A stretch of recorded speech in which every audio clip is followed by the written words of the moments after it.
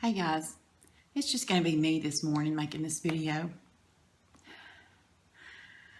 I've tried all morning to stop crying long enough to make it, but that's not going to happen. I'm not sure where all the new tears are coming from because this is not new to me. As we all know, Bruce Jenner, now called Caitlyn Jenner, came out yesterday as Caitlyn Jenner. You know, we all have Facebook. We all know what Facebook is. I've had Facebook for a long time. We've all had Facebook for a long time. And when it first came out, I loved it. We got to meet, people that we'd not met up with in years. We got to talk to them, see their kids, see their family. It was wonderful. I had around 2,000 friends. And slowly over time, I've deleted people. I've blocked people. And then I just quit going on Facebook because it became a platform for people to use to say hurtful things.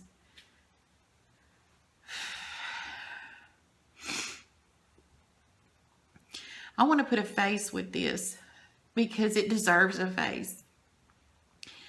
I made a post yesterday on Facebook and I want to read it to you. I said, I can't begin to tell you how long I wanted to say something to all of you who have chosen to use Facebook as your soapbox to tell us all what your opinion is on pretty much everything on earth.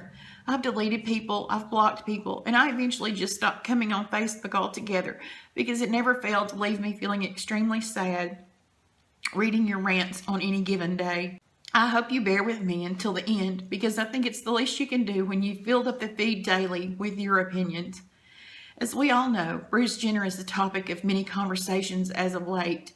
So many of you have taken to Facebook to express your opinion on how disgusting you think he is for what he has done. I keep seeing people say, God don't make no mistakes. Really? I find that to be the biggest cop-out I have ever heard for an argument. Do you know why I say this? I have a son who is mentally retarded. By society's standards, he's not normal. Do I blame God for this? I absolutely do not. You see, I've had to sit through hours of doctor visits explaining to me that this is a genetic disorder, something that occurred while he was forming, a slight gene mutation that happened to cause his problems. He has an IQ of 60, he is legally blind, his motor skills are not up to snuff, and he is at a higher risk of kidney cancer due to this genetic disorder. Am I mad at God for allowing it to happen? Absolutely not. I know that he no more caused it than I did. A gene simply had a slight hiccup while he was forming to cause this problem. To me, he is the best thing that ever happened to me. I cried many tears for the normal he would never know, but I came to realize that he thinks he is normal, so why cry for him? I say all that to explain what I think about you saying God doesn't make mistakes.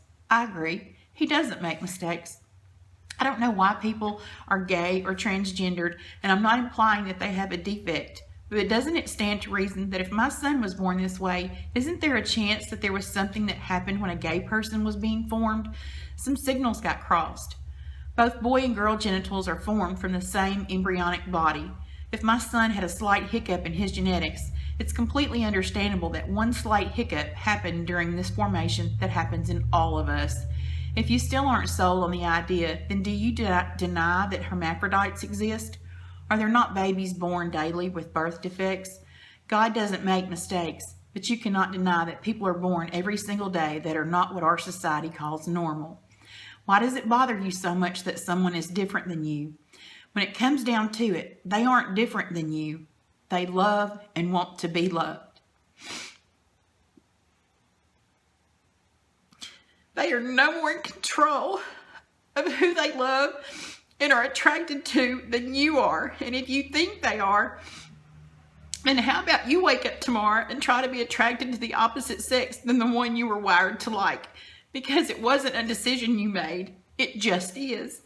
If you can't do that, then why do you think you have the right to condemn a gay person for not being able to do exactly that? If you can look at my son and know that sometimes things just happen and know that we are to love him no matter what, rethink your stand on God don't make no mistakes.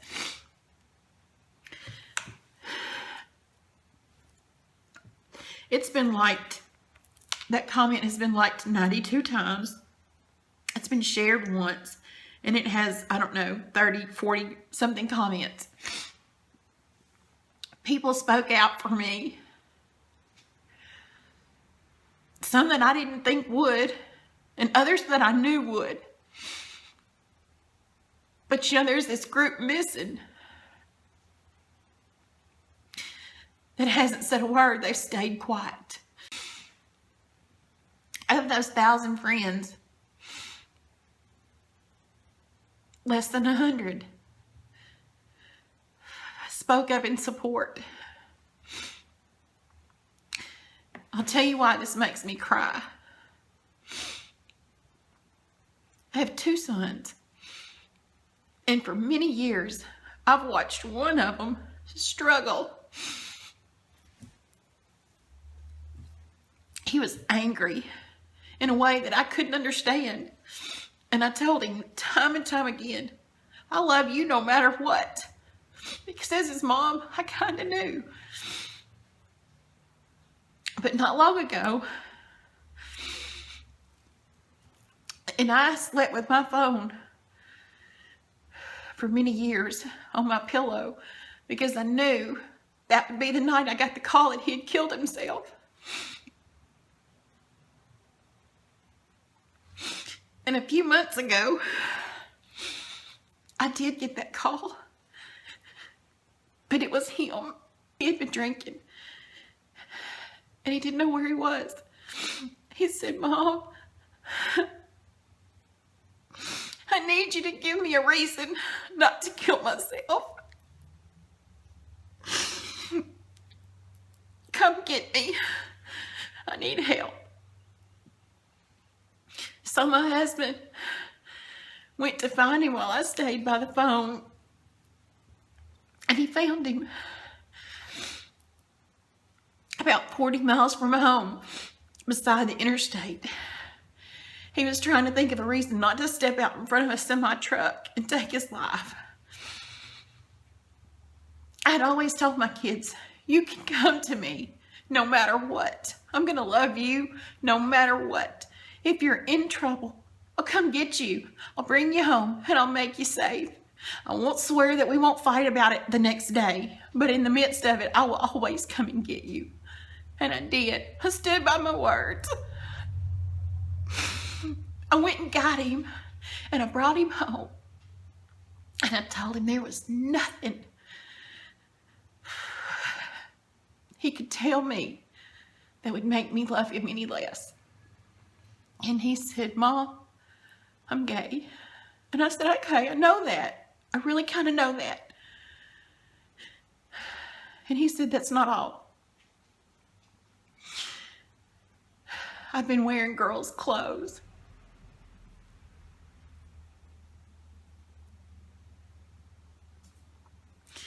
And you know, I don't care. I'm not sure where these tears come from.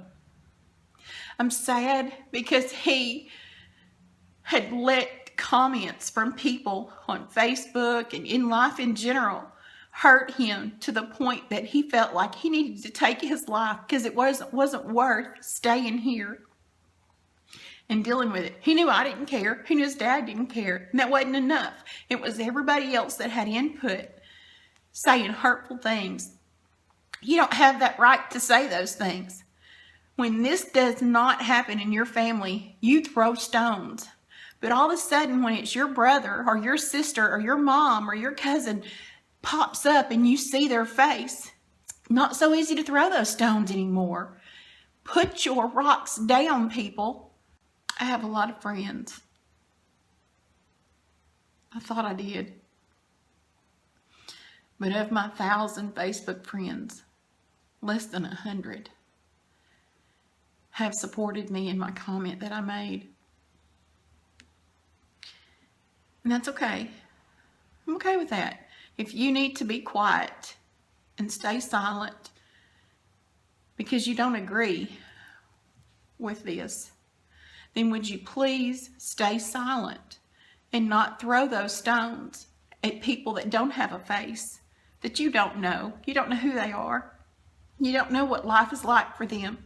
It's been a long journey. And no matter where this journey takes us, whether my son fully transitions into a girl, I don't care. I'm going to be there to hold his hand and support him in whatever happens on this journey in life for us. Because you know what? I love him. I've gotten a lot of comments on my post. 30 or 40, something like that. To me, that's a lot. But compared to my 1,000 friends that I have, that's not a lot. I used Clay's genetic disorder to try to help explain in a way that I knew most could understand, possibly even relate to. But to keep there from being any confusion, Clay is not my gay son. I don't think you can understand what has been in my heart for a very long time about all of this. I have thought and thought some more, and I can't come up with one reason to explain why some of you have taken the stand you have on homosexual people. I've tried to see it from your point of view, but I just can't. Not all that long ago, it was illegal for black and white people to marry because people thought that races shouldn't mix. They felt so strongly about it, they made it into a law. I've heard people explain that their reasoning was that God made us different for a reason. If he had meant for us to mix, we would all be the same color. Well, I personally think you need to stop using God to bash your sin of choice. I know there aren't scriptures to back up the race thing, but it doesn't change the fact that you use God to justify your feelings. Stop using God to feel like you have a right to discriminate because he said so. You aren't taking a stand on adultery because you probably have a family member that did that, so you've decided that God forgives that one. You don't take such a stand on people having more than one living spouse. Yeah, the Bible says you can divorce, but it does not say that you can remarry. Probably because you have a family member that's done that one too, and you say God forgives that one. You don't make such a stand on overeating because, let's all face it, we all do that one daily, but we know he forgives us that one too. Stop picking and choosing which sin you personally think is an unforgivable one based on what hasn't happened in your family. When it's someone you love, you tend to take a whole new outlook. Trust me, I didn't change my views when it happened to me. I have always believed the way I do now. It just happens to be my child you were talking about. And I do take it personally. So guys, if it's your religion that you need to be against homosexual people or transgender people, okay, I'll give you that. But if you can't speak up when somebody has put something out here like this that is so easy to understand and to put a face to, I'm your friend. I thought I was your friend, but y'all got quiet. Do me a favor, stay quiet. Don't throw your comments around on Facebook. Don't put your little memes up about it. Don't, say this and that. I saw this thing saying that Bruce Jenner, he's no hero. This man that lost a leg in the war was the hero. Well, you know what?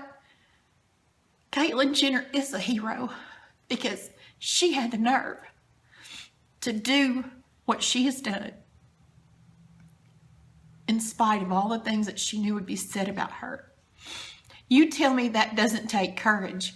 Every person I know on earth doesn't want to be talked about, especially in a negative way. And they took on a burden so that others wouldn't have to feel the way they feel and live in secret. I ask you, if you're going to be quiet and not speak up and have a decent conversation about this, then shut up. Making your funny little comments that you think are funny. It's not funny to some of us. It is our life. And it is our kids. It is our parents. It is our cousins. It's people that we love. And your comments hurt. So if you're going to be quiet and not have a discussion on this, then keep your other comments to yourself too.